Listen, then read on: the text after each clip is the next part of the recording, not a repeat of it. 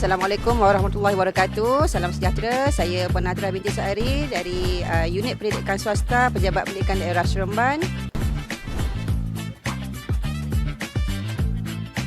Okey, untuk Tadika Iman Cempaka, tahniah diucapkan daripada pemantauan ataupun bimbingan yang kita lihat tadi. Guru melaksanakan kurikulum prasekolah, dari segi dokumentasi pun baik. Kekuatan utama dari segi kerjasama guru lah kita nampak kat sini apabila PDPC berjalan. Kita nampak kebersamaan guru dan juga pembantu pengurusan murid serta pelibatan murid sangat baiklah. Murid diberi peluang sama rata lah untuk menyertai aktiviti yang telah dilaksanakan, sama ada secara individu ataupun berkumpulan.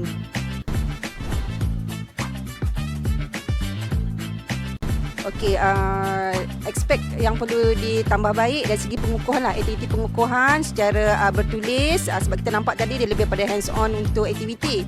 Okey, penggunaan bahan mawujud tu dari segi kita nak mereka mengingat balik, mungkin boleh dia buat aktiviti menulis mula misalnya.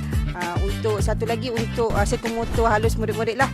Okey, mungkin hari ini tak sempat, dia masa akan datang di PDPC lain boleh dilanjutkan lah.